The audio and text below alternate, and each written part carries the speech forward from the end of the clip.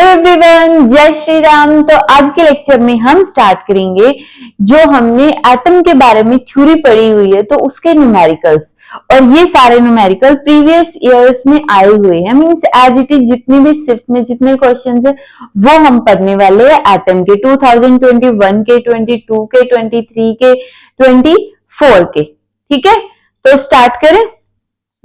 देखो, सबसे first question ये 2023 के क्वेश्चन है। सिर्फ एटम के क्वेश्चन हम देखेंगे, न्यूक्लियाई के नेक्स्ट वीडियोस के अंदर देखेंगे जब हम न्यूक्लियाई की थ्योरी को स्टडी कर लेंगे। ठीक है, तो स्टार्ट करें। तो इन्होंने फर्स्ट क्वेश्चन दे रखा है कि particle of mass m moves in such A way that it's potential energy, इस तरह से मूव कर रहा है कि जो उसकी पोटेंशियल एनर्जी है वो है half m omega square r square, where omega is constant. यहाँ पे ओमेगा क्या है? कांस्टेंट है। And r is the distance of particle from the origin, assuming Bohr quantisation of momentum and the circular orbit, radius of nth orbit will be proportional to. तो बताओ radius किसकी directly proportional होगी? ठीक है, ये हमें बताना है। तो यहाँ पे देखो, ये क्वेश्चन हम ऑलरेडी कर चुके हैं जब मैंने थ्योरी करवाई थी। तो देखो क्या होता है, जब पोटेंशियल एनर्जी और फोर्स का रिलेशन होता है वो किसके इक्वल होगा? Minus D by D R, negative को छोड़ दो, simple D by D R. तो यहाँ पे फोर्स किसके इक्वल होगा? इसका डेरिवेटिव करो तो किसके इक्वल आया? Half m omega square two r, 2 से 2 कैंसिल, तो फोर्स किसके इक्वल आ गया? m omega square r. और वैसे हमें पता है फोर्स किसके इक्वल होता है? m v square divide by r. Means इसमें क्या है कि इधर एक पार्टिकल और इसके चारों तरफ एक पार्टिकल रिवॉल्व कर रहा है सर्कुलर ऑर्बिट में। अगर सर्कुलर ऑर्बिट में रिवॉल्व कर रहा है तो इसका सेंट्रीपिटल फोर्स किसके इक्वल होगा? जो यहां से फोर्स निकला, जो पोटेंशियल एनर्जी से फोर्स निकला है उस फोर्स के इक्वल होगा। ठीक है, तो यहां से इन दोनों को क्या कर दो? कंपेयर कर दो। m omega square r is equal to m v square r divide by r. जो ये r है इसको इस तरफ ले जाओ, ये हो गया r स्क्वायर। ठीक है, अब यहाँ पे हमें पता है कि बोहर का जो सेकंड मोमेंटम है वो किसके इक्वल होता है? m v r is equal to nh divide by 2 pi. तो यहां से v किसके इक्वल आ गया? nh divide by 2 pi m r। ठीक है, तो v की वैल्यू इधर पुट करो, m omega square r square is equal to m, v की value n square h square divide by 4 pi square m square r square. जो भी m cancel हो रहा है कैंसिल करो, लेकिन हमें कोई इतना दिमाग और टाइम लगाना ही नहीं है कि क्या चीजें कैंसिल हो रही, सिर्फ r का और n का रिलेशन निकालना है। r को इस तरफ ले जाओ, r की पावर 4, और यहाँ पे n है डायरेक्टली प्रोपोर्शनल टू n का स्क्वायर। तो r directly proportional to r square directly proportional to n, और यहां से r directly proportional to root n। ठीक है, सिंपली जब भी हमें पोटेंशियल एनर्जी दे रखी हो तो कॉन्सेप्ट क्या है? सबसे पहले फोर्स को निकाल लो कितने है और उसको सेंट्रीपिटल फोर्स के इक्वल रखो, और सेंट्रीपिटल फोर्स के अंदर जो सेकंड क्वांटाइजेशन है वहां से v की वैल्यू निकाल के प्लेस कर दो। ठीक है, हो गया हमारा फर्स्ट क्वेश्चन। ठीक है, क्वेश्चन नंबर सेकंड।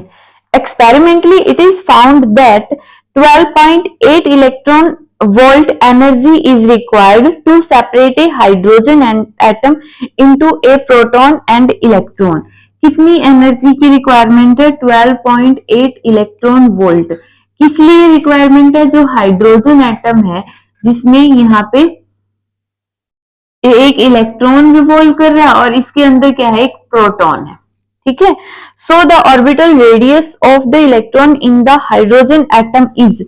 क्या ये फर्स्ट ऑर्बिट में रिवॉल्व कर रहा है इलेक्ट्रॉन, सेकंड ऑर्बिट में रिवॉल्व कर रहा है? हमें नहीं पता। इन्होंने बोला है कि जो रेडियस है वो किसके इक्वल होती है? Radius 9 by x into 10 raise to the power minus 10 metre. ठीक है, then the value of x is. तो बताओ x की वैल्यू कितनी होगी? ठीक है, तो यहाँ पे देखो दे क्या रखा है इन्होंने? एनर्जी, और पूछ ली इन्होंने रेडियस की वैल्यू। तो सिंपली हमें करना क्या है, जो एनर्जी का फॉर्मूला है वो देखो यहाँ पे। अब कोई भी जो इलेक्ट्रॉन है, हमने कहा कि वो ऑर्बिट में रिवॉल्व कर रहा है। अगर वो ऑर्बिट में रिवॉल्व कर रहा है तो उसकी कुछ ना कुछ एनर्जी होगी, और वो एनर्जी किसके इक्वल होगी, एनर्जी का फॉर्मूला किसके इक्वल होगा, k Z E square divide by twice of E, के Z E square divide by twice of E, sorry twice of R, twice of R। ये हमारे पास एनर्जी का फॉर्मूला है। तो यहां से एनर्जी की वैल्यू कितनी दे दी, 12.8 इलेक्ट्रॉन वोल्ट। इलेक्ट्रॉन से इलेक्ट्रॉन कैंसल, तो रेडियस हमें निकालनी है, ठीक है। तो के Z E divide by 2 into 12.8, और यहां से आ गई हमारी रेडियस की वैल्यू, ठीक है। एनर्जी दे रखी थी तो एनर्जी का फॉर्मूला और एनर्जी की वैल्यू इक्वल पुट करो, और यहां से आर को दूसरी तरफ ले जाओ। आर की वैल्यू हमें सिंपली कैलकुलेट करनी है, तो यहां से वैल्यूज पुट करो। 9 into 10 raise to the power 9, Z hydrogen के केस में 1, 1.6 10 raise to the power minus 19 to 12.8 is equal to r. तो यहां से हमें 9 को एज इट इज रखना है, 9 को एज इट इज रखो। इन दोनों पावर्स को सॉल्व कर लो, 10 raise to the power minus 10, और डिवाइड बाई आर है। डिवाइड बाई आर मीन्स अभी के लिए पहले इनको सोल्व करो। पॉइंट से पॉइंट कैंसिल, 2 से कैंसिल कर दो 8, फिर 4 पे कैंसिल कर दो, 4 दूनी 8, 4 दिए 12, और 4 दूनी 8, 2 पे कैंसिल कर दो 16। तो डिवाइड में कितना आ गया, 16, ठीक है। तो कंपेयर करो, ये तो बोल रहे रेडियस इतनी होती है और हमारी वैल्यू कितनी आई है, ये वाली। तो देखो x किसके इक्वल आ गया, 16, x इज इक्वल टू 16, तो हमारा आंसर आ जाएगा 16, ठीक है। कर लोगे। नेक्स्ट क्वेश्चन, नेक्स्ट क्वेश्चन है the ratio of wavelength of spectral lines H alpha and H beta in Balmer series।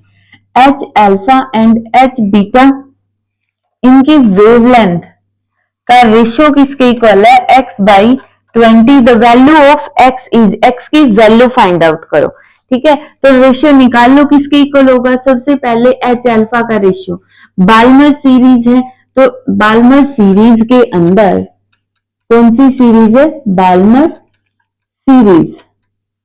Balmer series में n1 कितना होगा, 2, n2 अल्फा क्या होगी, first series. First series means first transition, ठीक है। ये तो होगी अल्फा, और बीटा किसके इक्वल होगी, जब n2 किसके इक्वल होगा, 4, तो ये होगा बीटा ट्रांजिशन, ठीक है। तो ये देखो, सबसे पहले हम वेवलेंथ निकालेंगे अल्फा की। मैं सिंपली अल्फा लिख रही हूं, किसके इक्वल होगा, r 1/2 का स्क्वायर माइनस 1/3 का स्क्वायर। तो कितना हो गया, 1/4, कितना होगा, 1/4 माइनस 1/9, 36, 9 माइनस 4, 5/36। तो इधर पुट कर दो 5/36, तो 1/लैम्डा अल्फा, और यहां से लैम्डा अल्फा किसके इक्वल आ गया, 36 डिवाइड बाई 5r, ठीक है। लैम्डा अल्फा निकल गया। इसी तरह लैम्डा बीटा निकाल दो, lambda beta is equal to r 1/2 का स्क्वायर माइनस 1/4 का स्क्वायर, जो कि किसके इक्वल आ गया, ठीक है। इधर से सॉल्व करो, -16, 16, 4 माइनस 1, 3/16, तो कितना आ गया, 3/16, 1/लैम्डा बीटा।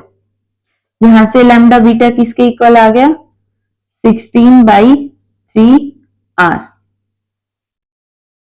क्लियर। अब इन्होंने बोला है अल्फा और बीटा का जो रेशियो होगा वो किसके इक्वल होगा।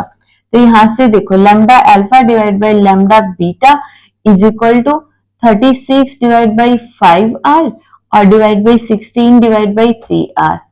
तो 36 divide by 5r into 3r by 16, r से r कैंसल, तो यहां से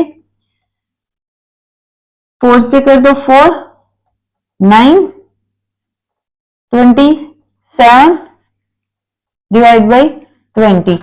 ठीक है, लेकिन ये बोल रहे x बाई 20, तो इसका मतलब x किसके इक्वल आ गया? 27 के इक्वल आ गया। हो गया, x कितना आ गया? 27। क्लियर? नेक्स्ट क्वेश्चन 4, इन्होंने दे दिया the angular momentum for the electron in the Bohr orbit is L if the electron is assumed to revolve in the second orbit of hydrogen atom then the change in angular momentum will be। जब electron first orbit में revolve कर रहा है तो उसका angular momentum कितना होगा? L। और जब इलेक्ट्रॉन कहाँ रिवॉल्व कर रहा है? इन द सेकेंड ऑर्बिट, तो उसका एंगुलर मोमेंटम कितना होगा? L2 मान लो। ठीक है, तो हमें बताना find the change in the angular momentum. Change in angular momentum कितना होगा? कितना चेंज है? सिंपल सा क्वेश्चन है। देखो, बोहर क्वांटाइजेशन रूल के according mvr is equal to n h divide by 2 pi. Angular momentum इतना होता है, तो L1 कितना होगा? L1 मीन्स जब n की वैल्यू 1 होगी, इसको 1 मान लो, 1, तो कितना होगा? h डिवाइड बाई 2 पाई। जब एंगुलर मोमेंटम सेकेंड ऑर्बिट में रिवॉल्व कर रहा है तो 2h बाई 2 पाई। कितना चेंज आया है? चेंज के लिए क्या करोगे? यहाँ पे जो भी L1 माइनस L2 है, डिफरेंस फाइंड आउट कर दो। h divide by 2 pi minus 2h divide by 2 pi, LCM 2 pi, h minus 2h, h divide by 2 pi. Negative और पॉजिटिव से कोई फर्क नहीं पड़ता, इसको पॉजिटिव इसको नेगेटिव कर दो। ठीक है, तो डेल एल किसके इक्वल हो गया? h डिवाइड बाई 2 पाई, जो कि सिंपली होता है l, जो कि हमने, ठीक है, आंसर कितना हो गया? l हो गया, मतलब क्योंकि ऑप्शन में l दिया हुआ है। क्लियर है? जो l 1 के इक्वल होता है वैसे। नेक्स्ट क्वेश्चन है if 917 angstrom be the lowest wavelength of Lyman series. कौन सी सीरीज दे रखी है? लाइमिन सीरीज है, उसकी लोएस्ट वेवलेंथ कितनी दे दी? 917 एंगस्ट्रॉम। ठीक है, then the lowest wavelength of Balmer series will be. Lowest wavelength of हमें बतानी है बाल्मर सीरीज की लोएस्ट वेवलेंथ हमें कैलकुलेट करनी है। तो देखो कैसे निकालेंगे।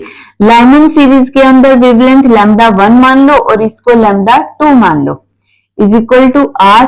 लाइमिन के लिए n1 की वैल्यू 1, लोएस्ट है तो इधर होगा इंफिनिटी, तो इधर r आ गया, तो r किसके इक्वल आ गया? 1 बाई 917 एंगस्ट्रॉम। ठीक है, अब बाल्मर सीरीज के लिए लोएस्ट वेवलेंथ निकाल लो r, बाल्मर के लिए 2, n की वैल्यू 1 बाई इंफिनिटी, तो कितना आ गया? r by 4। तो यहां से लैम्डा 2 किसके इक्वल आ गया? 4 बाई r की वैल्यू इधर से उठा के और पुट कर दो, तो 917 एंगस्ट्रॉम। सिंपल। तो लैम्डा 2 किसके इक्वल होगा? 2, 6, 36 एंगस्ट्रॉम। क्लियर है? हो गया? इजी सा क्वेश्चन था। हाँ, ठीक है, क्लियर। नेक्स्ट क्वेश्चन देखो।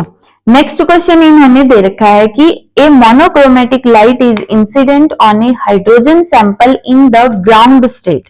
मींस ग्राउंड स्टेट के अंदर इलेक्ट्रॉन है और उस पे मोनोक्रोमेटिक लाइट है, वो फॉल हो रही है। जब n किसके इक्वल है? 1, मींस हाइड्रोजन एटम कहां पर है? ग्राउंड स्टेट के अंदर है। तो उस हाइड्रोजन एटम के ऊपर, हाइड्रोजन एटम पे बाहर से इंसिडेंट लाइट फॉल हो रही है, monochromatic light. Hydrogen atom absorbs a fraction of light and subsequently emit radiation of 6 wavelength. ठीक है, तो वो उस लाइट को एब्जॉर्ब कर लेता है और वहां से 6 वेवलेंथ निकालता है। The frequency of incident light will be, कितनी होगी फ्रीक्वेंसी इन्होंने दे दी x इंटू 10⁻15 हर्ट्ज। तो बताओ ये x किसके इक्वल होगा? ठीक है, हमें ये फाइंड आउट करना है। तो सबसे पहले ये जो देखो कि कौन से एनर्जी लेवल के अंदर गया है, क्योंकि जब ये ग्राउंड स्टेट में होगा और इसके ऊपर लाइट फॉल होगी तो उस लाइट को एब्जॉर्ब करके ये एक्साइटेड स्टेट में जाएगा। तो क्या फॉर्मूला था? कितनी रेडिएशंस कितनी वेवलेंथ निकालता है, 6 वेवलेंथ। फॉर्मूला क्या था कि number of transition is equal to n into n minus one by one minus n into n minus one by two is equal to 6। यहां से सॉल्व करोगे तो क्वाड्रेटिक इक्वेशन बनेगी, जिसको सॉल्व करके कितना आएगा 4, जो क्वेश्चन में ऑलरेडी करवा चुकी हूँ। ठीक है, फिर देखो n इज इक्वल टू अगर 4 है तो एनर्जी का डिफरेंस देखो। अब हमें बताना कि जो इंसिडेंट लाइट थी उसकी फ्रीक्वेंसी कितनी होगी, जो लाइट उन्होंने फॉल करा है उसकी फ्रीक्वेंसी कितनी होगी। ग्राउंड स्टेट में एनर्जी इतनी है और फोर्थ स्टेट में एनर्जी, क्योंकि जब वो एनर्जी को लेके जितनी एनर्जी उसकी ग्राउंड स्टेट में थी n इज इक्वल टू 1 थी और n इज इक्वल टू 4 पे गया, अगर हम एक्साइटेड स्टेट में ज्यादा एनर्जी है इसमें से ये वाली एनर्जी को सब्ट्रैक्ट कर दे तो हमारा आंसर आ गया सिंपली। ठीक है, तो करो, एनर्जी डिफरेंस किसके इक्वल होगा, जो इंसिडेंट एनर्जी किसके इक्वल होगी, इंसिडेंट एनर्जी, क्योंकि इनिशियली इसकी एनर्जी E1 थी, अब इसकी एनर्जी कितनी हो गई E2। E1 और E2, E2 किससे बना हुआ है, E2 बना E1 और plus E incident, E incident से बना हुआ है और हमें एनर्जी चाहिए E इंसिडेंट की, तो E2 माइनस E1 कर दो। E2 की वैल्यू किसके इक्वल थी, माइनस 13.6 इलेक्ट्रॉन वोल्ट। हाइड्रोजन है ना, हाइड्रोजन के केस में Z किसके इक्वल होगा 1 डिवाइड बाई n स्क्वायर। ठीक है, n2 का square, minus minus minus plus 13.6 electron volt divide by n1 का स्क्वायर। 13.6 इलेक्ट्रॉन वोल्ट बाहर ले लो, अंदर कितना बच गया n1 का स्क्वायर माइनस n2 का स्क्वायर। वैल्यू पुट करो, 13.6 इलेक्ट्रॉन वोल्ट n1, n1 कौन सी स्टेट है, ग्राउंड स्टेट, और n2 कौन सी स्टेट है, एक्साइटेड स्टेट, 4 का स्क्वायर 16। तो यहां से सॉल्व करो और हमें बतानी है फ्रीक्वेंसी। फ्रीक्वेंसी किसके इक्वल आ गई, 13.6 इलेक्ट्रॉन वोल्ट है। सबसे पहले तो इसको सॉल्व कर लो, 16 माइनस 1 15 बाई 16 आ गया जब इसको सॉल्व करेंगे। ठीक है, तो डिवाइड बाई कितना हो गया h, और ये है इलेक्ट्रॉन वोल्ट, तो इलेक्ट्रॉन वोल्ट की वैल्यू कितनी होगी 1.6 into 10 raise to the power minus 19, और h की वैल्यू किसके इक्वल होगी 6.6 into 10 raise to the power minus 34, और फ्रीक्वेंसी इसके इक्वल दे रखी है। तो सबसे पहले तो 10 की पावर को सोल्व कर लो, पॉइंट से पॉइंट कैंसिल हो गया, तो यहां से 136 डिवाइड बाई 66, 16, 15 और 10 raise to the power minus 19 plus 34। यहां से जब हम फ्रीक्वेंसी को सॉल्व करेंगे तो हमारे पास जो आंसर आएगा वो 3 into 10 raise to the power 15 आ गया। ये तो आ गया 34 में से 19 सब्ट्रैक्ट करोगे 15 हर्ट्ज। ठीक है, अब जब इस पूरे फैक्टर को सॉल्व करोगे तो हमारे पास 3 आंसर आ जाएगा, 3 से इसे कैंसिल कर लो। ठीक है, उसके बाद 2 पे कैंसिल कर लो, फिर से 2 पे कैंसिल कर लो, फिर से 2 पे कैंसिल कर, जो भी तुम्हें करना 4 पे भी कर सकते हो। ठीक है, और फिर ये डिवाइड वगैरह कर लो जो भी करना है। ठीक है, तो आंसर लगभग 3 into 10 raise to the power 15 आ जाएगा। ठीक है, नेक्स्ट क्वेश्चन, 7th क्वेश्चन, ये 2023 के क्वेश्चन चले। 7th क्वेश्चन है 34th क्वेश्चन।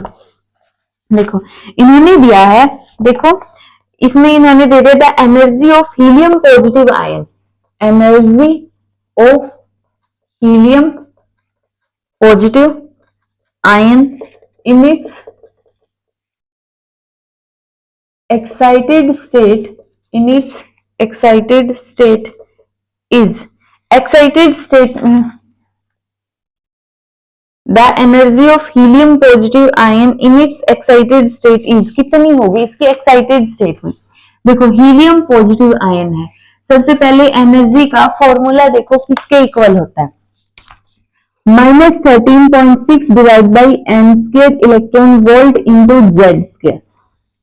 ठीक है, तो -13.6 इलेक्ट्रॉन वोल्ट, n कितना होगा, एक्साइटेड स्टेट में, ग्राउंड से एक्साइटेड में कहा जा सकता है, फर्स्ट में, क्योंकि कुछ भी नहीं देखा तो हम फर्स्ट में मानेंगे, तो n2 होगा 2 का स्क्वायर। हीलियम के लिए एटॉमिक नंबर 2 का स्क्वायर, ये कैंसिल आउट, तो आंसर किसके इक्वल आ गया, -13.6 इलेक्ट्रॉन वोल्ट। कर लोगे, इजी सा क्वेश्चन था। नेक्स्ट क्वेश्चन है, क्वेश्चन इन्होंने दे दिया और 2023 का लास्ट क्वेश्चन है ये। तो इन्होंने दिया एज पर फिगर, जैसे कि फिगर में दिखा रखा है, ये फर्स्ट एक्साइटेड स्टेट है, मतलब n इज इक्वल टू 2, ये सेकंड एक्साइटेड स्टेट है और ये थर्ड एक्साइटेड स्टेट है। ठीक है, तो ये लैम्डा 2 है, ये लैम्डा 1 है, लैम्डा 1 और लैम्डा 2 का रेशियो देके इन्होंने बोल दिया कि n की वैल्यू बताओ। तो सिंपल है, हमारा जो क्वेश्चन होगा उसको सॉल्व करो। देखो, सबसे पहले lambda 1, 1 by lambda 1 is equal to r, 1 by कहां से कहां तक होगा, 2 का स्क्वायर माइनस 1 बाई 3 का स्क्वायर, तो किसके इक्वल आ गया, यहां से होगा 9, 5 बाई 36, 1 बाई लैम्डा 1, लैम्डा 1 किसके इक्वल आ गया, 36 divide by 5 r। Simple calculation है। देखो, हर साल रिपीट हो रहे क्वेश्चन एक लेमन बाल्मर सीरीज के ऊपर, मोस्टली एटम के अंदर अगर क्वेश्चन आ रहा है वही टॉपिक, और टॉपिक भी क्या है, ठीक है, एक एनर्जी का होगा, law of conservation of energy के ऊपर, जो कि एटॉमिक स्पेक्ट्रा के अंदर मैंने उसके कुछ अलग 2-3 टाइप के न्यूमेरिकल करवा रखे, वो देख लेना। ठीक है, तो यहां से देखो 1 by lambda 2 is equal to r, 1 by इधर लैम्डा 2 के लिए 3 का स्क्वायर माइनस 4 का स्क्वायर, तो कितना होगा, r 1 by 9 minus 1 by 16 r 144, 16 minus 9 कितना हो गया 7, 7 r बाई 144, तो लैम्डा 2 किसके इक्वल आ गया, लैम्डा 2 आ गया 144 डिवाइड बाई 7 r। अब कर दो, लैम्डा 1 डिवाइड में करोगे तो 36 डिवाइड बाई 5 r, तो कितना आ गया 144, 7 r 5 r divide by 36 r से r कैंसिल, और जब इस पूरे को सोल्व करोगे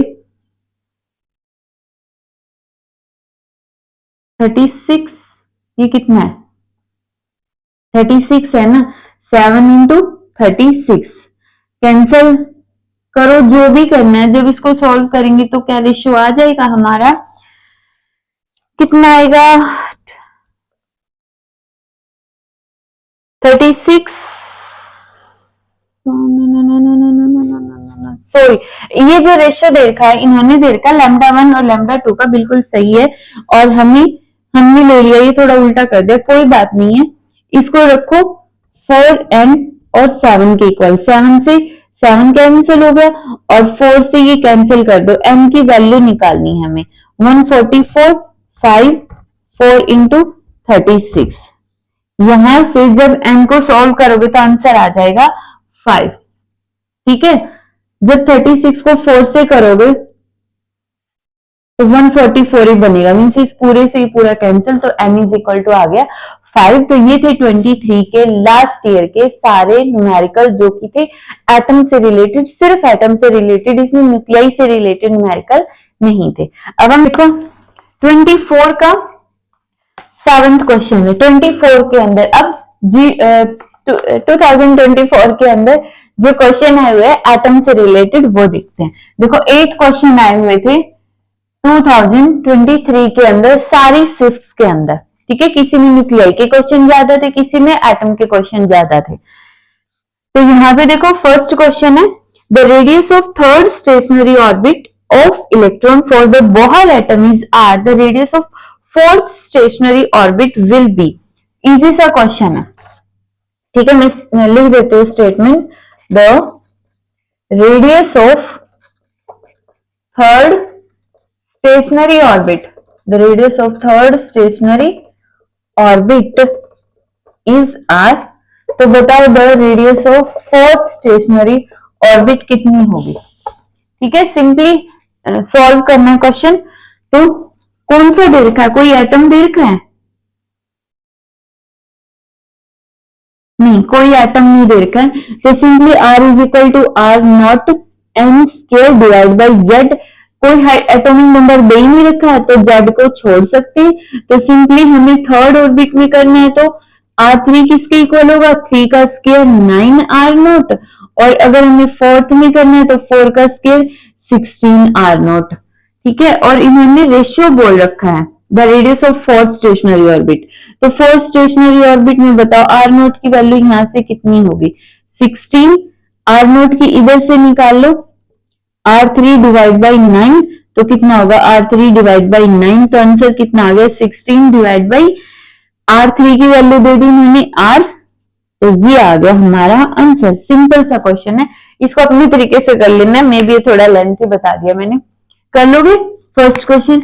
इसका नेक्स्ट क्वेश्चन देखो, क्वेश्चन देखो, the electric potential at the surface of atomic nucleus is, at the electric potential क्या दे दिया इन्होंने, the electric potential, the electric potential at the surface of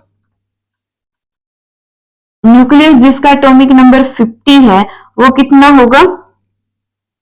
ठीक है, पोटेंशियल की वैल्यू निकालनी है, द इलेक्ट्रिक पोटेंशियल इतना, उसके बाद रेडियस इन्होंने दे दी 9 into 10 raise to the power minus 13 centimetre, और जो पोटेंशियल है उसकी वैल्यू दे दी x into 10 raise to the power 6 volt. Simple है, सोल्व करो। इलेक्ट्रिक पोटेंशियल का फॉर्मूला किसके इक्वल होगा, k Z is divide by r. ठीक है, अब ये v की वैल्यू दे कितनी रखी है, 10 raise to the power 6 into x. ठीक है, k की वैल्यू पुट करो 9 into 10 raise to the power 9, z की वैल्यू पुट करो 50, e की वैल्यू पुट करो 1.6 into 10 raise to the power minus 19, radius की वैल्यू पुट करो, सेंटीमीटर को मीटर में कन्वर्ट कर लो। ठीक है, तो कितनी आ गई 9 into 10 raise to the power minus 15 metre. 9 से 9 कैंसिल, पॉइंट से ये 0 कैंसिल, तो 16 पंजे 80, 10 raise to the power minus 9 plus 15, और 0 को हटाओगे तो इधर 16 कर दो, हमारा आंसर आ गया 8 into 10 raise to the power 6। तो x की वैल्यू कितनी आ गई 8, तो हमारा आंसर कितना आ गया 8। सिंपली फॉर्मूले की वैल्यू पुट करनी, कुछ ज्यादा इजी क्वेश्चन नहीं है ये। ठीक है, नेक्स्ट क्वेश्चन है क्वेश्चन नंबर 3 देखो, if the Rydberg constant is r, the longest wavelength of radiation in the Paschen series will be, longest wavelength कितनी दे दी, अल्फा डिवाइड बाई 7r, और कौन सी सीरीज है, पाश्चियन सीरीज। ठीक है, लॉन्गेस्ट वेवलेंथ दे दी, तो अल्फा की वैल्यू बताओ कितनी होगी। ठीक है, लॉन्गेस्ट वेवलेंथ है तो सबसे पहले तो पाश्चियन सीरीज के लिए लाइमन बाल्मर पाश्चियन 3 है, लॉन्गेस्ट के लिए इसकी वैल्यू होगी इससे एक ज्यादा 4, तो वेवलेंथ कितनी होगी 1 by lambda is equal to are 1 by 3 का स्क्वायर माइनस 1 बाई 4 का स्क्वायर, ये कितना होगा 144, और 16 माइनस 9 7, 16 माइनस 9 7, 1 बाई लैम्डा, तो यहां से वेवलेंथ किसके इक्वल आ गई 144 डिवाइड बाई 7r, जो कि किसके इक्वल दे दी इन्होंने अल्फा और 7r के इक्वल, और अल्फा किसके इक्वल हो गया 144। सिंपल कर लोगे, आंसर आ गया 144। दोनों क्वेश्चन बहुत इजी थे। ठीक है, नेक्स्ट क्वेश्चन में इन्होंने पोटेंशियल एनर्जी दे दी और फोर्स पूछ लिया है। ठीक है, फोर्थ क्वेश्चन में इन्होंने दे दिया the potential energy function of A particle किसके इक्वल होगा 2x square plus 3y square plus 2z। ठीक है, the magnitude of x in the force, जो पॉइंट कितना दे दिया 1 2 3, तो फोर्स किसके इक्वल होगा हमें पता है, पोटेंशियल इसके इक्वल होगा, पोटेंशियल एनर्जी का डेरिवेटिव कर दो। ठीक है, वैसे तो आर के विद यहाँ पे एक्स कंपोनेंट पूछा है ना, magnitude of x component of force, अगर x कंपोनेंट पूछा तो x के विद रिस्पेक्ट टू इसका डेरिवेटिव कर दो, किसके इक्वल होगा 4x, x की वैल्यू 1 कंपोनेंट, तो आंसर कितना आ गया हमारे पास इसका 4 न्यूटन, 4 न्यूटन आंसर आ गया। When a hydrogen atom going from m is equal to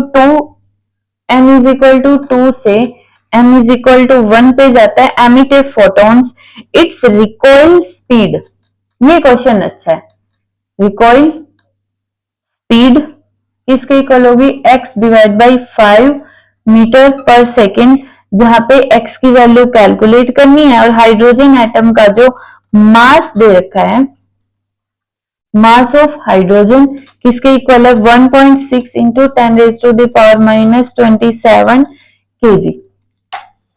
ठीक है, तो देखो सबसे पहले हम एनर्जी निकाल लेते हैं, रिकॉइल स्पीड निकालनी है, एनर्जी देखो कितनी बनेगी यहां से जब वो सेकंड ऑर्बिट से फर्स्ट ऑर्बिट में जाता है।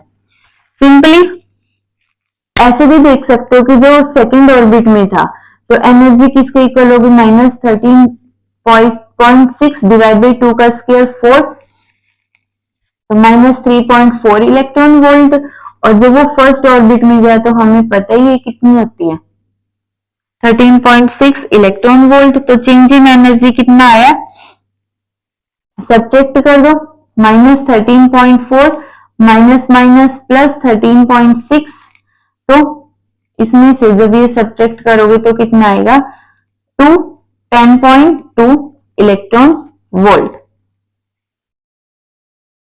ठीक है, इतनी एनर्जी आ गई।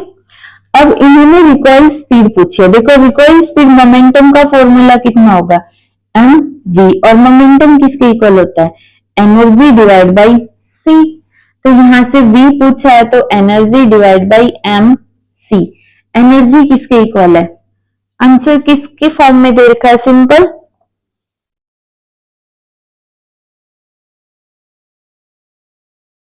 है x बाई 5, अच्छा ये दे रखा है, तो 10.2 इलेक्ट्रॉन वोल्ट है तो 1.6 into 10 raise to the power minus 19, value put कर दो, मास की कितनी दे दी है 1.6 into 10 raise to the power minus 27, c कितना दे दिया 3 into 10 raise to the power 8।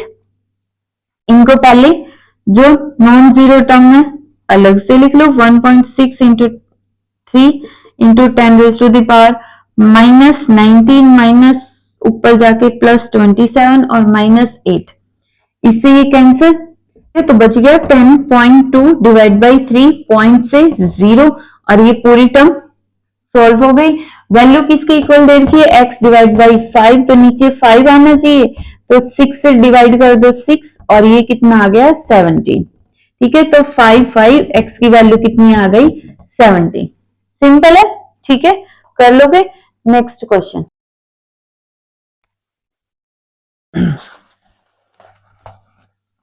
तो देखो नेक्स्ट क्वेश्चन बहुत अच्छा क्वेश्चन है।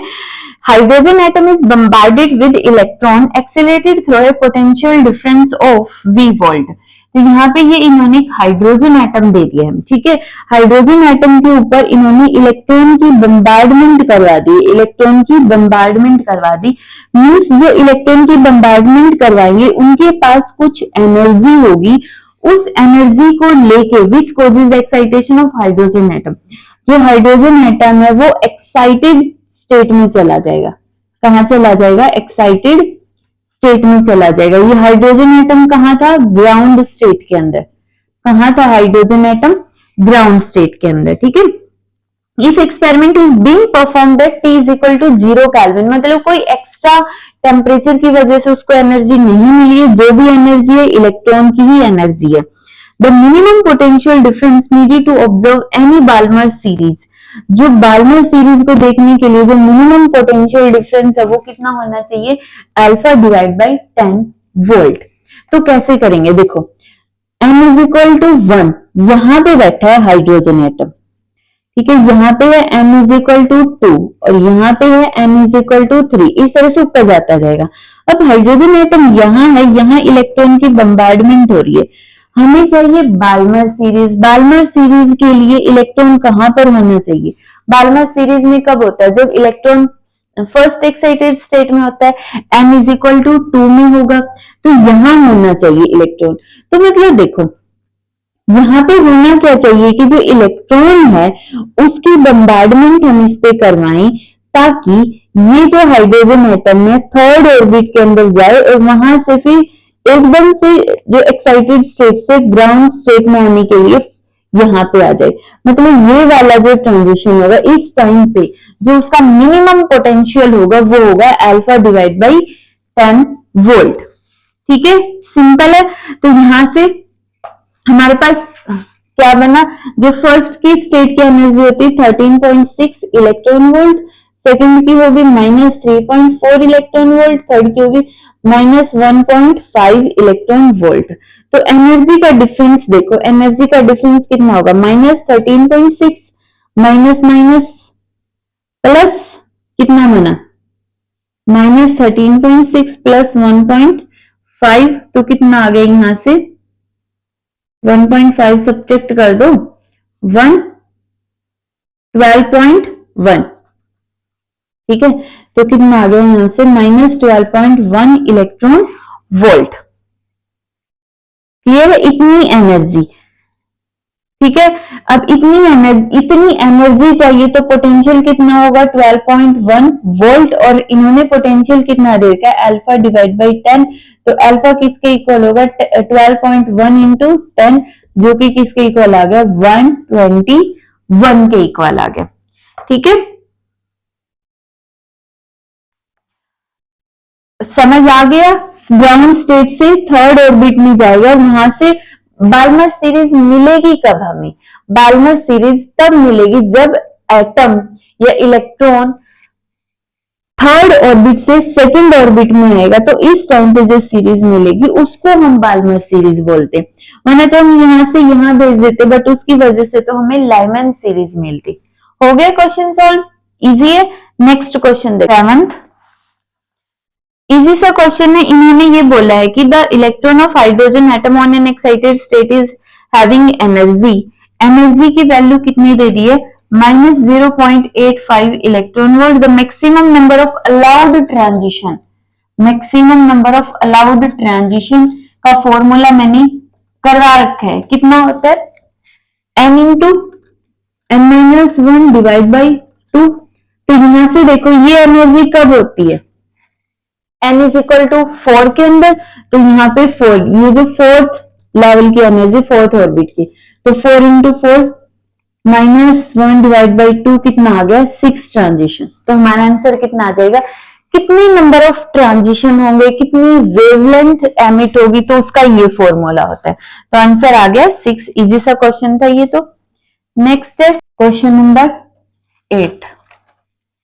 8th क्वेश्चन में इन्होंने बोला the wavelength of first member of Lyman series is lambda, the wavelength of second member will be. First member Lyman series का, Lyman series कब होगी? इजी सा क्वेश्चन है बिल्कुल। लाइमन सीरीज के अंदर λ1 की वैल्यू 1 और λ2 की वैल्यू 2 होगी। और सेकंड मेंबर कब होगा? सॉरी, ये n1 की वैल्यू, n1 की वैल्यू, n2 की वैल्यू। और सेकंड नंबर कब होगा? जब n2 की वैल्यू कितनी हो? 3 हो। तो बताओ वेवलेंथ कितनी होगी? सिंपली सॉल्व करो। यहां से वेवलेंथ फर्स्ट मेंबर की r 1/1 का स्क्वायर माइनस 1/2 का स्क्वायर 4, कितना आ गया? 3r/4 1/λ1। तो λ1 की वैल्यू इन्होंने लैम्डा दे रखी है, तो लैम्डा किसके इक्वल आ गया? 4/3r। ठीक है, इसी तरह जब हम उसके सेकंड मेंबर की निकालेंगे तो सेकंड मेंबर की किसके इक्वल होगी? हमारे पास 1/λ2 इज इक्वल टू r 1 का स्क्वायर माइनस 3 का स्क्वायर, कितना आ गया? 9। तो कितना आया यहाँ से? 8/9, 1/λ2। λ2 किसके इक्वल आ गया? 9/8r। ठीक है, अब हमें λ2 की वैल्यू चाहिए थी, इधर से r की निकाल दो, इधर से निकाल देते। r किसके इक्वल आ गया? 4/3r और 4/3 लैम्डा, 4/3 लैम्डा पुट कर दो। आर की वैल्यू 4/3 लैम्डा, तो लैम्डा 2 किसके इक्वल आ गए 27, 27/32 लैम्डा, लैम्डा 2 किसके इक्वल आ गया, हमारा आंसर आ गया यही है। ठीक है, इजी है। Next question, a particular hydrogen like ion emits the radiation of frequency 3 into 10 raised to the power 15 hertz when it makes transition from n is equal to 2 to n is equal to 1, the frequency of radiation emitted, frequency of radiation emitted कब, जब transition होगा n is equal to 3 से n is equal to 1 तक, तो frequency कितनी होगी x divide by 9 into 10 raise to the power 15 hertz. ठीक है, एक बार दोबारा देखो, a particular hydrogen like ion emits radiation of frequency, इतनी फ्रीक्वेंसी एमिट आउट करता है when it makes transition from. ठीक है, तो एनर्जी का फॉर्मूला किसके इक्वल होता है -13.6 इलेक्ट्रॉन वोल्ट, हाइड्रोजन एटम है तो Z की वैल्यू 1 का स्केयर और N2 का स्केयर, और यहां से एनर्जी की जगह हम पुट करेंगे h न्यू, तो फ्रीक्वेंसी दे रखी है। ठीक है, यहां से फ्रीक्वेंसी दे रखी है, फ्रीक्वेंसी दे रखी है कितनी, तो h की वैल्यू निकल गई, फ्रीक्वेंसी को इसके डिवाइड में कर दो और डिवाइड में करोगे तो 3 into 10 raise to the power 15 आ गया, -13.6 इलेक्ट्रॉन वोल्ट। कुछ भी नहीं करना कैलकुलेशन अभी, सिंपली इसको करो, ये कितनी होगी 1 - 1/4, तो 3/4, इतना करके इसको छोड़ दो। अभी इसकी सेकंड केस में देखो, सेकंड केस में भी एनर्जी का फॉर्मूला -13.6 इलेक्ट्रॉन वोल्ट और ट्रांजिशन होगा 1 to 1 - 1/3 का स्केयर 9, तो कितना आ गया 8/9, इधर कर दो 8/9 और यहां आ गया h। ठीक है, और फ्रीक्वेंसी इन्होंने दी कितनी x/9 into 10 raise to the power 15, simple. तो प्लैंक्स कांस्टेंट की वैल्यू यहां से पुट कर दो उठा के, क्योंकि जो ऐसे क्वेश्चन होते हैं ना, या तो वो रेडब्रे कांस्टेंट की वैल्यू निकालते हैं यहाँ से हम r की, या फिर अगर एनर्जी की फॉर्म में है तो h की वैल्यू निकाल लो, और इधर से h की वैल्यू जब पुट करोगे तो कितनी आएगी -13.6 इलेक्ट्रॉन वोल्ट इंटू 3, और ये बाकी पूरी टर्म ऊपर चली जाएगी 10 रेज टू द पावर 15। इस पूरी टर्म से ये कैंसल आउट हो गया, 3 से 3 कैंसिल हो गया, और यहां से कितना बना 8 चौका 32, 32 divide by 9 into 10 raise to the power 15, तो हमारा आंसर कितना आ गया x is equal to 32, x is equal to 32 answer आ गया। ठीक है, ठीक है, तो ये थे हमारे ईयर 24 के क्वेश्चंस, 9 क्वेश्चन इस साल आए हुए हैं। ठीक है, नेक्स्ट हम देखेंगे 25 के अंदर जो क्वेश्चन एटम के आए हुए हैं। हेलो एवरीवन, जय श्री राम। तो आज हम देखेंगे जेईई मेंस का 2021 का सभी शिफ्ट्स का क्वेश्चन पेपर, जो एटम से रिलेटेड क्वेश्चंस है वो सारे क्वेश्चंस हम देखेंगे। ठीक है, तो सबसे फर्स्ट क्वेश्चन पढ़ो, इन्होंने दे दिया एक्स रे की वेवलेंथ दे दी है 10 एंगस्ट्रॉम, उसके बाद इन्होंने कहा कि एक फिक्टिशियस पार्टिकल है और उस पार्टिकल का, the fictitious particle having the same energy as that of x ray is, तो उसका मास कितना है, mass of a fictitious particle, mass कितना हो गया x/3 kg।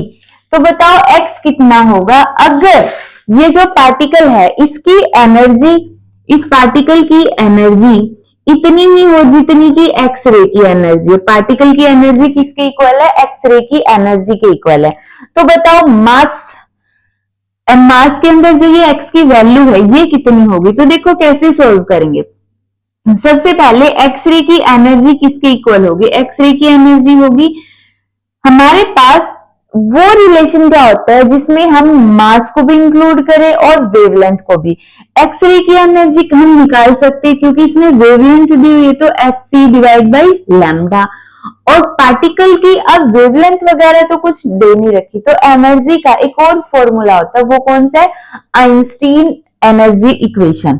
ठीक है, जो हम थ्योरी ऑफ रिलेटिविटी के अंदर पढ़े थे ना, एनर्जी मास रिलेशन जो हमने पढ़ा, is equal to m c square, c से सी कैंसल, तो m किसके इक्वल आ गया, h divide by lambda c, यहां से m किसके इक्वल है, x by 3 h kg, kg लिखो ना लिखो, kg को छोड़ सकते हो, इधर h, लैम्डा कितना है 10 angstrom means 10 raise to the power -10, और c कितना हो गया 3 into 10 raise to the power 8।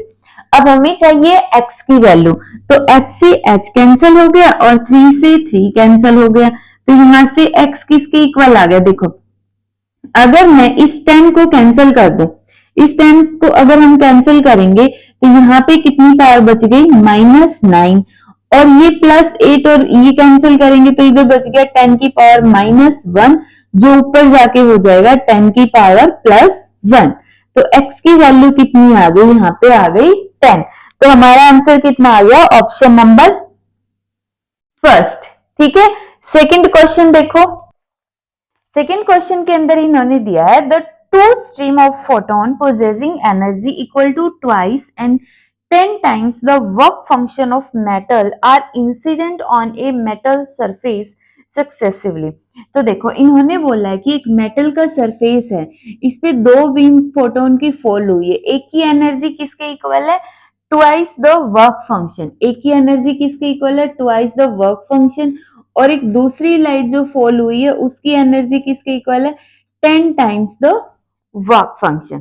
ठीक है, the value of ratio of maximum velocity of photo electron emitted in two respective cases is X ratio Y. अब जैसे ही ये light fall होगी और इस लाइट की वजह से जो इलेक्ट्रॉन बाहर निकलेंगे उनकी वेलोसिटी, इसकी एनर्जी E1 है तो वेलोसिटी होगी V1, और यहां से जो निकलेंगे उसकी वेलोसिटी होगी V2। तो इन्होंने दिया V1 और V2 का रेशियो किसके इक्वल है, x डिवाइड बाई y, तो ये रेशियो हमें फाइंड आउट करना, तो ये रेशियो किसके इक्वल होगा, कैसे निकालेंगे हम, देखो Einstein photo electric equation, Einstein photo electric equation किसके इक्वल थी, E is equal to work function plus kinetic energy, है ना। वैसे क्वेश्चन एटम का नहीं है, डुअल नेचर का, बट फिर भी कोई नहीं, देख लो अब तो। ई इंसिडेंट किसके इक्वल होगा, ट्वाइस ऑफ वर्क फंक्शन, और ये work function plus half m v square, इसको 1 बोल दो, जो ये फर्स्ट के लिए देख रहे हैं ना हम एनर्जी, तो इसको m v1 लगा लो। ठीक है, तो ये कितना आ गया, फाइव नोट को इस तरफ लेके आओगे, five naught half of m v1 का स्क्वायर। सेम जब हम इसके लिए करेंगे सेकंड केस के लिए, तो E2 की जगह आ जाएगा 10 phi naught is equal to phi naught plus half of m v2 का स्क्वायर।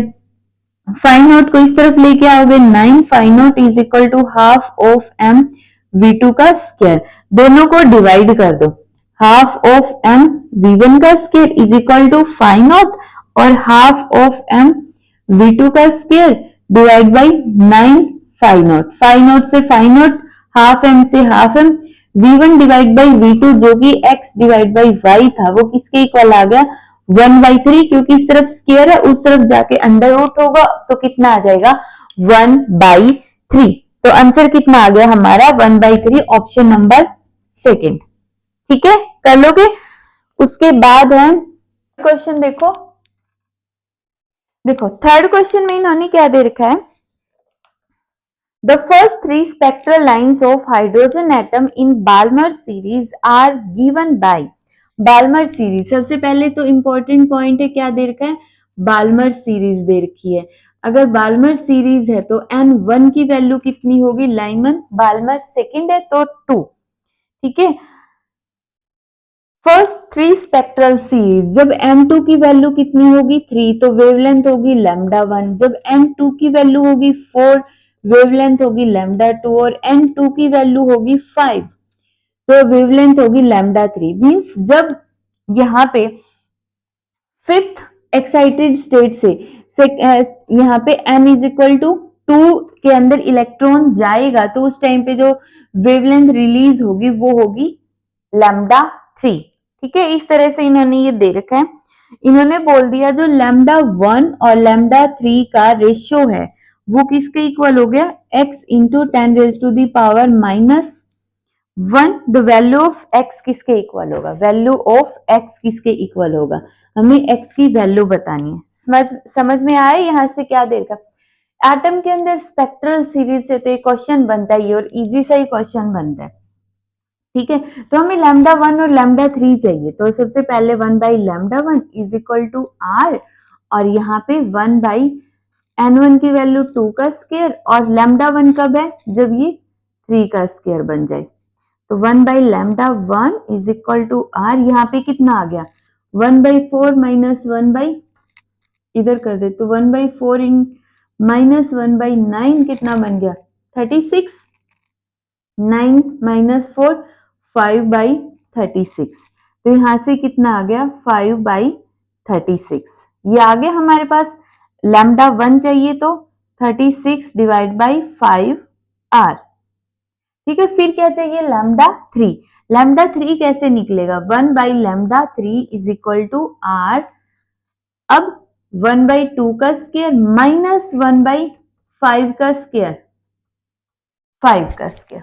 ठीक है, सिंपल, इसको सॉल्व करो, 1/λ3 is equal to r 1/4 minus 25, 1/λ3 is equal to r, यहां से सोल्व करोगे तो कितना आएगा 25 चौके 100, 25 माइनस 4 कितना हो गया 21।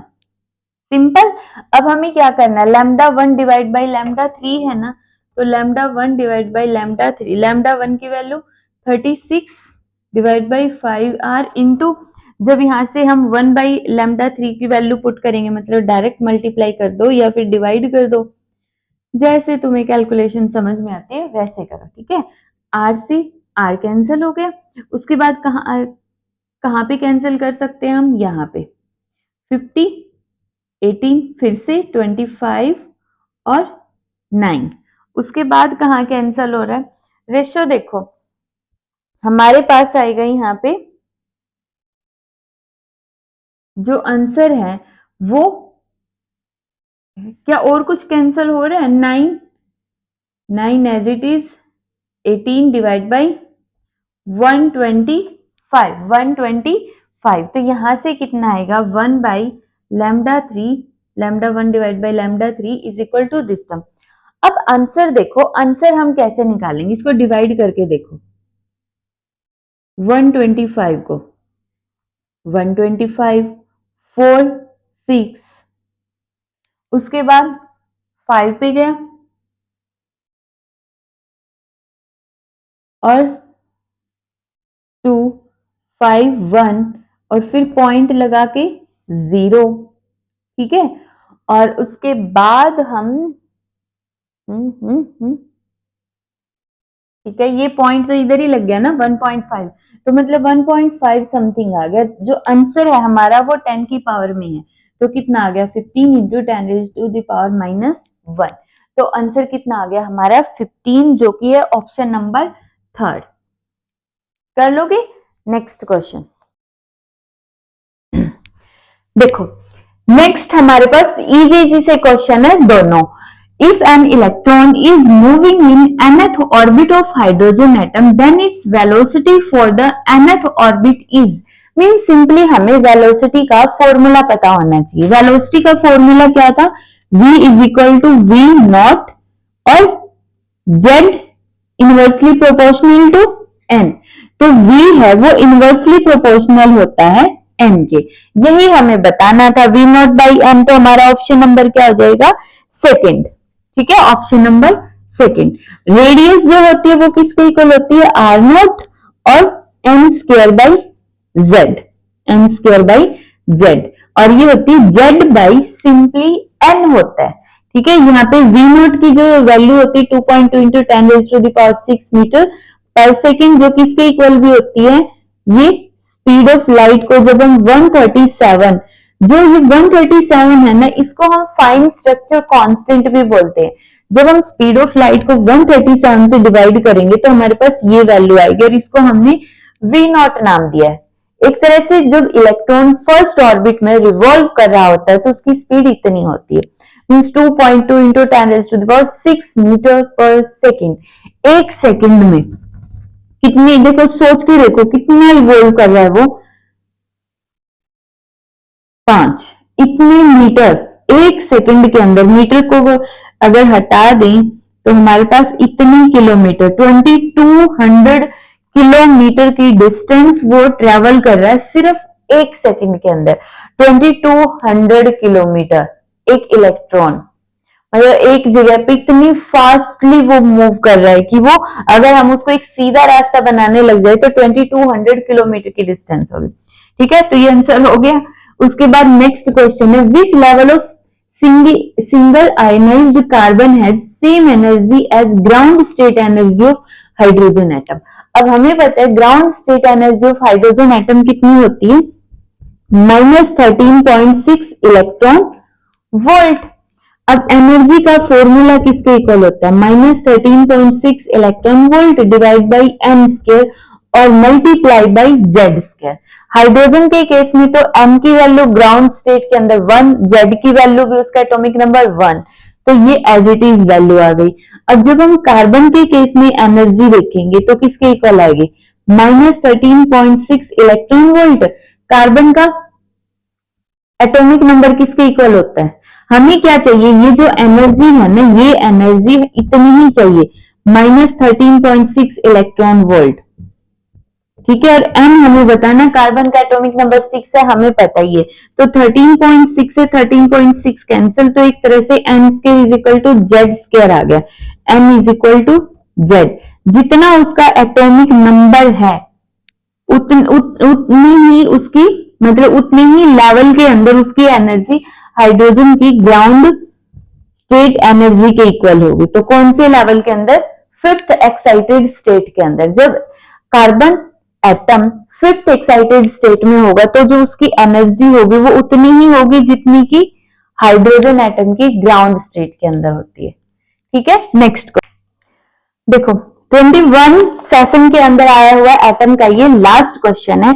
इसके अंदर इन्होंने बोल रखा है the K alpha X-ray of molybdenum has wavelength 0.071 nanometer. Means देखो इस क्वेश्चन के अंदर इन्होंने क्या बोल रखा है, सबसे पहले तो ये के अल्फा देखते हैं क्या, ये एनर्जी लेवल के एल एम। तो यहाँ पे क्या होगा कि जब एल के अंदर से इलेक्ट्रॉन निकलेगा तो उसकी जो वेवलेंथ होगी उसको यहाँ पे इन्होंने बोल दिया है कि उस वेवलेंथ की वैल्यू तो दे दी 0.071 नैनोमीटर। ठीक है, और उस वेवलेंथ को इन्होंने नाम क्या दे दिया, के अल्फा। ठीक है, के अल्फा रेज उसकी वेवलेंथ इन्होंने बोल दी। समझ में आया क्या बोल रहा है कि जब एल के अंदर से इलेक्ट्रॉन के में जाएगा, इस एक्साइटेड स्टेट से लोअर एनर्जी लेवल के अंदर जाएगा, तो जो एनर्जी रिलीज होगी उसकी वेवलेंथ इतनी होगी और उस एनर्जी को इन्होंने नाम दे दिया, उस वेव को इन्होंने नाम दे दिया है के अल्फा। ठीक है, इतना समझ आया। If the energy of molybdenum atom with a K electron knocked out is, अगर हमें यहां से इलेक्ट्रॉन को बाहर निकालना है तो उसकी एनर्जी कितनी होनी चाहिए, 27.5 किलो इलेक्ट्रॉन वोल्ट। ठीक है, the energy of this atom when L electron is knocked out will be, जब, अब ये बताओ कि अगर इधर से इलेक्ट्रॉन निकालना होता तो कितनी एनर्जी की हमें जरूरत होती। बिल्कुल सिंपल सा कॉन्सेप्ट है, ध्यान से समझना। कि अल्फा कब रिलीज होती है, जब एल से के अंदर इलेक्ट्रॉन आता है। तो जब ये इलेक्ट्रॉन आया ही नहीं था, यहाँ पे था, ये इलेक्ट्रॉन यहाँ पे था, तो इसके पास कितनी एनर्जी होगी, के अल्फा वाली एनर्जी भी, और जो इस एक्साइटेड स्टेट जिसको हमने एल से रिप्रेजेंट किया, इसकी भी एक स्पेसिफिक फिक्स्ड वैल्यू होती है ना, वो एनर्जी भी इसके पास है। तो एनर्जी ऑफ एल स्टेट भी इसके पास है। ठीक है, और ये जब रिलीज करके आया, मीन्स इसको मैं ऐसे लिख सकता हूँ, K alpha plus energy of L state, energy of L state is equal to energy of K state. क्यों लिखा है ये ऐसा, क्योंकि इसमें के अल्फा को बाहर निकाल दिया। अब इसके पास सिर्फ इतनी एनर्जी बच गई है कि जितनी के में रहने के लिए होनी चाहिए। समझ आया? दोबारा देखो कि जब यहाँ पे इलेक्ट्रॉन था, इसके पास जब इस स्टेट के अंदर लाई कर रहा है तो इस स्टेट वाली एनर्जी है, प्लस इसमें आने के लिए के अल्फा रिलीज की थी, मतलब के अल्फा एनर्जी इसके पास एक्स्ट्रा थी, इसके पास 2 एनर्जी थी। जब इसने के अल्फा रिलीज कर दी तो अब इसके पास इतनी एनर्जी बच गई कि अब ये इस स्टेट के अंदर लाई कर सकता है, इसलिए हमने लिख दिया ये वाली टर्म। तो यहां से हमें चाहिए था ई एल। ई एल किसके इक्वल होगा? ई के माइनस के अल्फा। हमें ये बताना है कि जब मैं एल स्टेट में से इलेक्ट्रॉन को बाहर निकालूंगी तो कितनी एनर्जी हमें देनी पड़ेगी। तो उसके लिए ये तो पता होना चाहिए ना कि जो ये एल स्टेट है इसकी एनर्जी कितनी है। के स्टेट की एनर्जी तो इतनी 27.5 किलो इलेक्ट्रॉन वोल्ट। तो एल स्टेट की एनर्जी देखो, सबसे पहले के अल्फा की एनर्जी देखो कितनी होगी।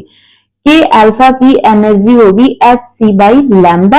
एच की वैल्यू पुट कर देना और सी की वैल्यू भी पुट कर देना। क्या हमें इलेक्ट्रॉन वोल्ट में चाहिए? इलेक्ट्रॉन वोल्ट में चाहिए, तो ये हो गई इलेक्ट्रॉन वोल्ट में।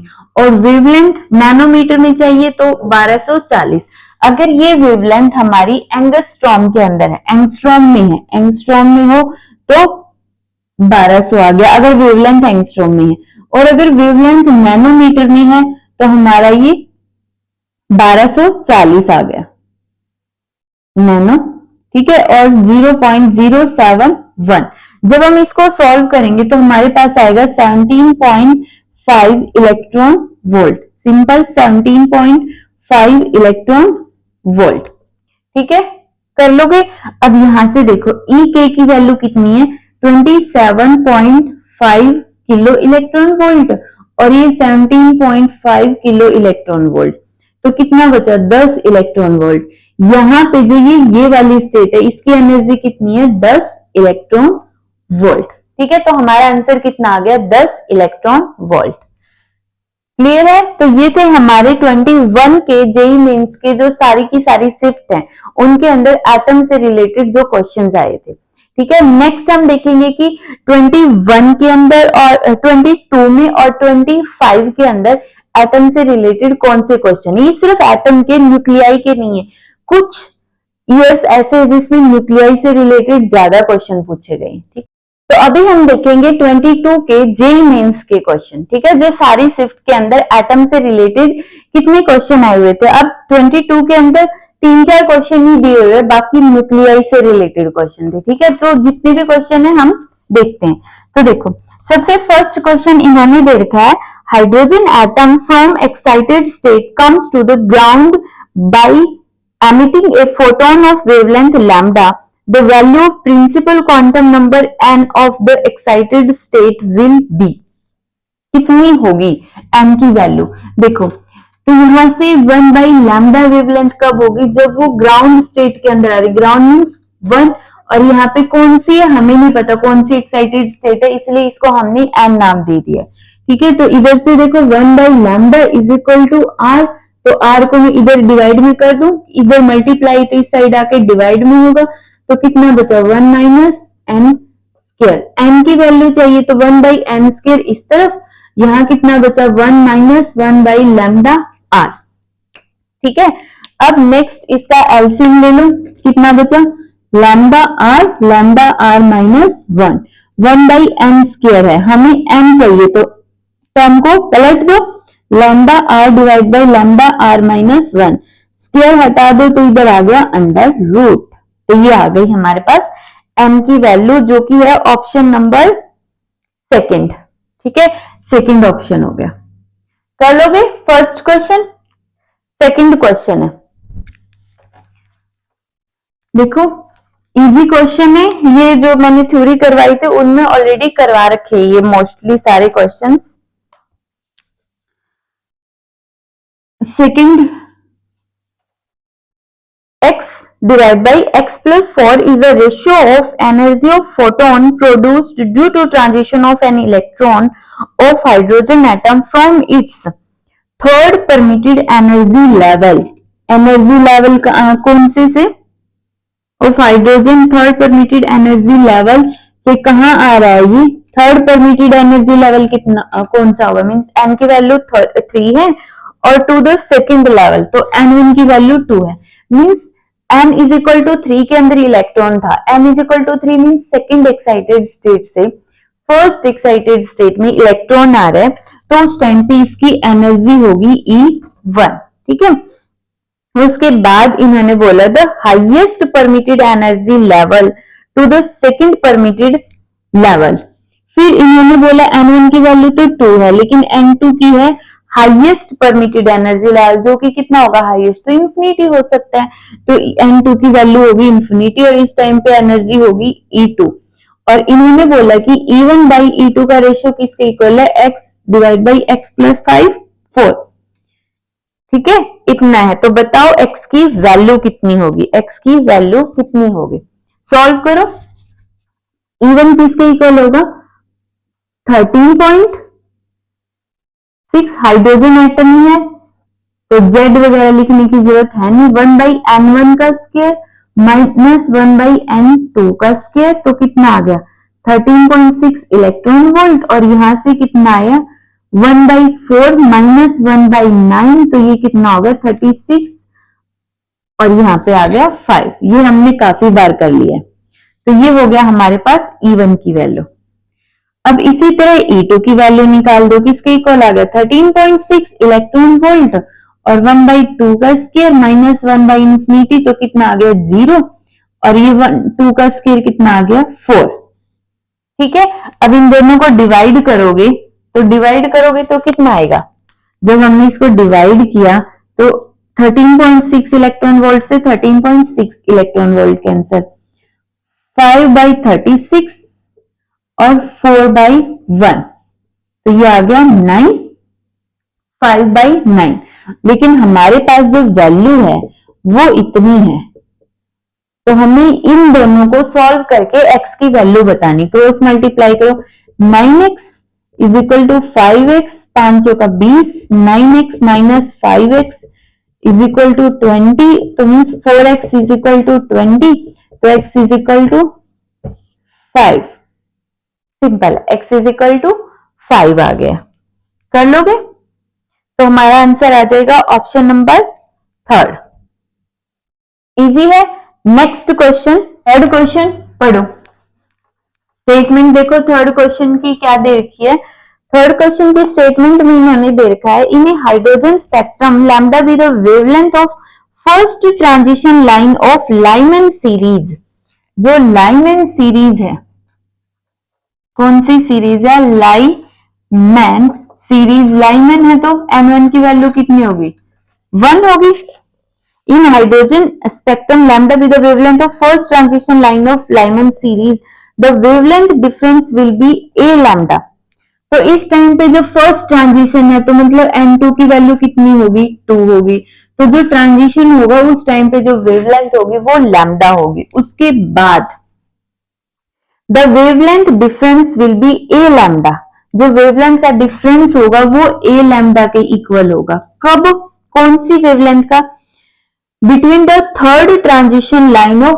पास्चन सीरीज, ना कि लाइमन सीरीज की, कौन सा ट्रांजिशन है थर्ड ट्रांजिशन, तो मान लो वेवलेंथ लैम्डा 1 है, पास्चन सीरीज है, तो N1 की वैल्यू कितनी होगी, लाइमन बाल्मर पास्चन, ठीक, N2 की कितनी होगी, कौन सा ट्रांजिशन है थर्ड ट्रांजिशन है, फर्स्ट ट्रांजिशन, सेकेंड ट्रांजिशन और थर्ड ट्रांजिशन, तो N2 की वैल्यू कितनी होगी 6 होगी, ठीक है।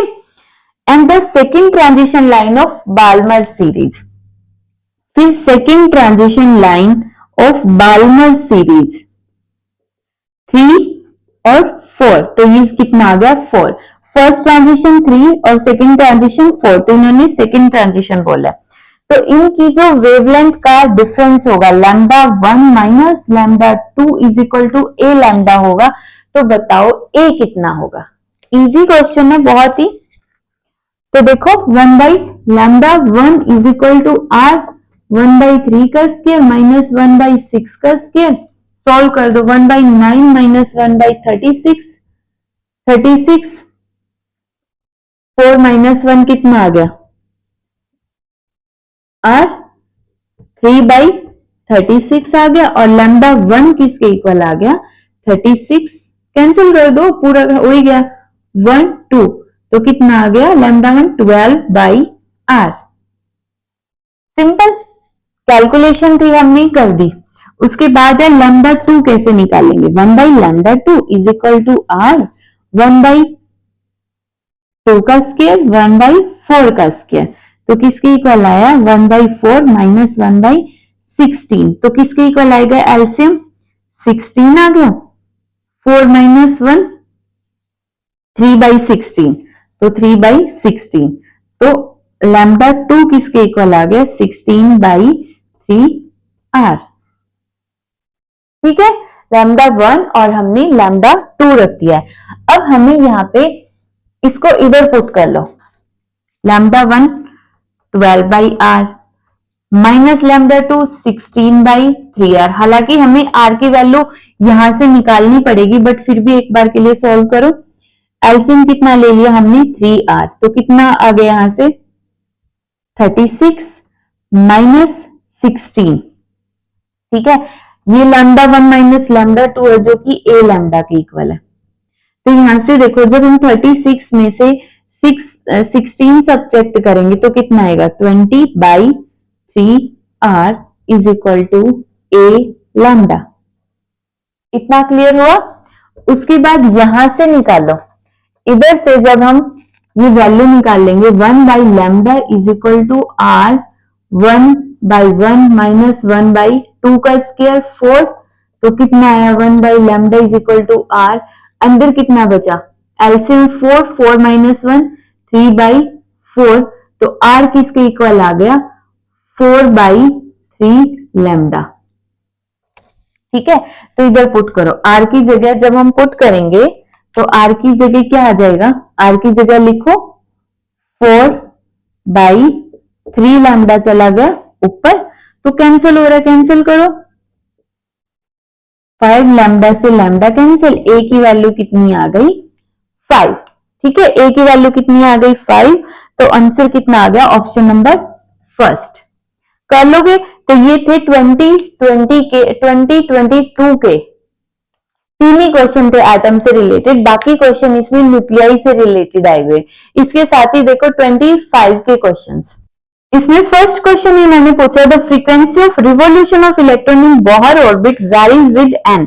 मींस इन्होंने बोला है कि जो फ्रीक्वेंसी है वो n के साथ किस तरह से वेरी करती है, फ्रीक्वेंसी और n का क्या रिलेशन होता है ये हमें बताना है।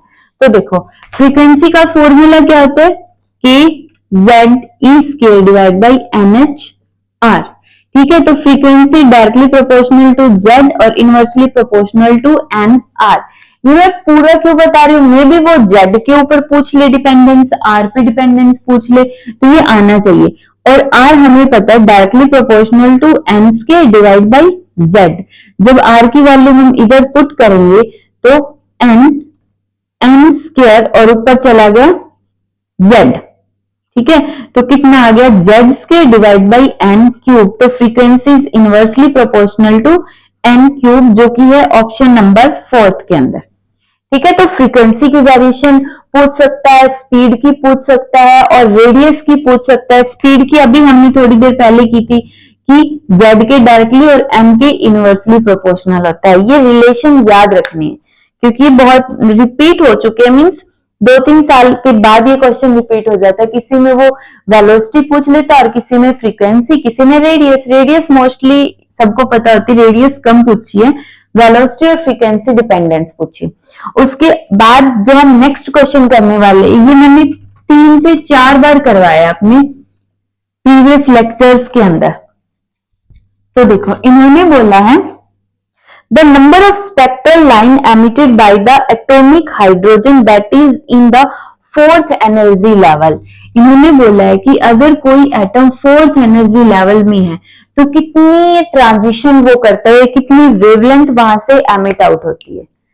मैंने बहुत बार बता लिया कि जब नंबर ऑफ ट्रांजिशन हो, नंबर ऑफ ट्रांजिशन या फिर नंबर ऑफ वेवलेंथ हो, नंबर ऑफ वेवलेंथ हो, तो कितनी होती है n into n minus 1 divide by 2। तो कितने हो गए, n की जगह 4, 4 माइनस 1 डिवाइड बाई 2, तो कितना आ गया 4 इंटू 3 डिवाइड बाई 2, तो कितना आ गया 6 ट्रांजिशंस। कितने होंगे 6 ट्रांजिशंस। याद रखना, ये जरूरी नहीं है n की वैल्यू 4 हो, बाकी अब तक जितने क्वेश्चन किए ना हमने 21, 22, 23, 24, 25 कॉम्बिनेशन यही है, किसी में 6 ट्रांजिशन देके स्टेट पूछ रखी है, किसी में स्टेट देके ट्रांजिशन पूछ रखा है, किसी में वेवलेंथ की फॉर्म में दे दिया, बट है यही 4 और 6 वाला, बाकी कुछ भी आ सकता है, फॉर्मूला याद रखना, ठीक है। नेक्स्ट क्वेश्चन, और एटम का ये लास्ट क्वेश्चन है, क्योंकि इसके अंदर डुअल नेचर से रिलेटेड क्वेश्चन ज्यादा पूछे गए थे। 25 के अंदर डुअल नेचर के काफी सारे क्वेश्चन पूछे गए हैं, एटम के क्वेश्चन कम है, न्यूक्लियाई के भी 3 ही क्वेश्चन है।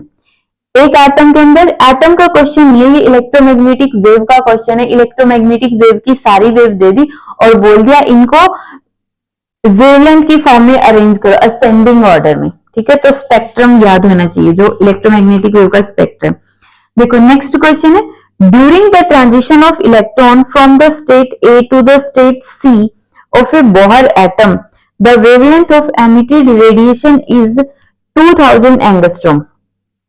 ठीक है, जब वो कोई स्टेट ए से, स्टेट ये हो गई ए, ये हो गई बी, ये हो गई सी, या उल्टा दे रखा है, transition of an electron from the wavelength of emitted radiation.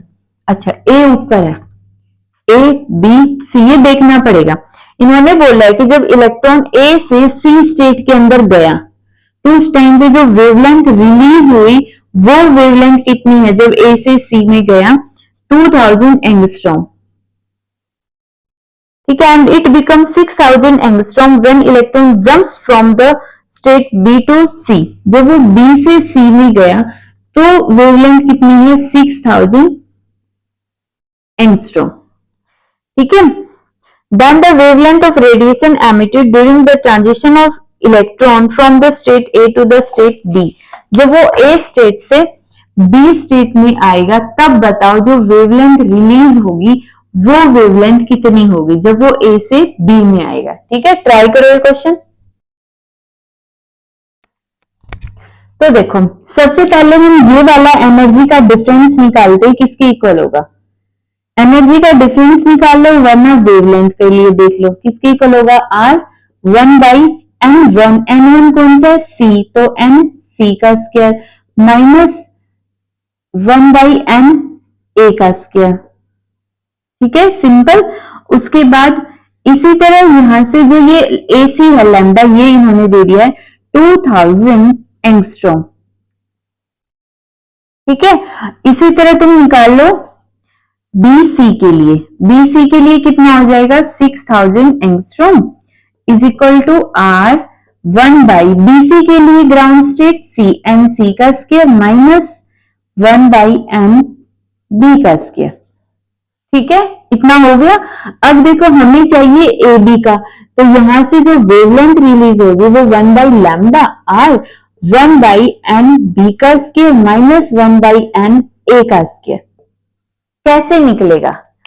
तो देखो यहां से अगर मैं इन दोनों इक्वेशंस को सब्ट्रैक्ट कर दूं, इसमें से ये वाली सब्ट्रैक्ट कर दूं तो C से C कैंसिल हो जाएगा और ये प्लस का होके यही इक्वेशन बन जाएगी। तो इसको इक्वेशन 1, इसको इक्वेशन 2 मान के, तो सब्ट्रैक्टिंग इक्वेशन कौन से में से कौन सी सब्ट्रैक्ट करनी पड़ेगी, ये हमें पॉजिटिव चाहिए, तो इक्वेशन 1 माइनस इक्वेशन 2, ठीक है, सब्ट्रैक्ट करो तो 1/2000 एंगस्ट्रॉम माइनस 1/6000, यहाँ पे 6000 एंगस्ट्रॉम इज इक्वल टू, यहां से देखो R कॉमन 1/n C का स्क्वायर माइनस 1/n A का स्क्वायर, और सब्ट्रैक्ट करेंगे तो n C का square minus minus plus n B का स्क्वायर, इससे ये कैंसिल और ये हमारे पास एज इट इज बन गया, तो ये आ गई R की वैल्यू, ठीक है। अब यहां से सब्ट्रैक्ट करो 6000 एंगस्ट्रॉम हमने एलसीएम ले लिया, ऊपर कितना बच गया 3 बचेगा, 6 है तो 2 इंटू 3 6 माइनस 1 तो कितना आया 2/6000 एंगस्ट्रॉम, 2 से ये cancel 3000 angstrom is equal to R. Means यहाँ से जो वेवलेंथ आई है हमें क्या बतानी है, वेवलेंथ ही बतानी थी। तो वेवलेंथ कितनी आ गई हमारे पास, 3000 एंगस्ट्रॉम आ गई, 3000 एंगस्ट्रॉम। क्लियर। अब इसको देखो एक और मेथड से हम इसको थोड़ा सा समझते हैं कि ये सब्ट्रैक्शन वगैरह का कॉन्सेप्ट छोड़ के सिंपल देखो इसको। मान लेते हैं कि ये जो C है इसका एनर्जी लेवल है 10, ये है हमारे पास 5 और ये हमारे पास हो गया 3। ठीक है। अगर मैं इन दोनों का देखो, इन दोनों का कितना डिफरेंस है एनर्जी लेवल, 7 का। इन दोनों का कितना है, 5 का। तो इन दोनों का कितना होगा, 7 में से 5 सब्ट्रैक्ट कर दो। यही तो हमने किया अभी भी, इसकी एनर्जी में से इसकी एनर्जी सब्ट्रैक्ट कर दो तो ऊपर वाली एनर्जी मिल गई। ठीक है। तो ये तो हमारे 25 के जेईई मेंस के 3 ही क्वेश्चन आए हुए थे एटम से रिलेटेड, वो हमने स्टडी कर लिए। ठीक है।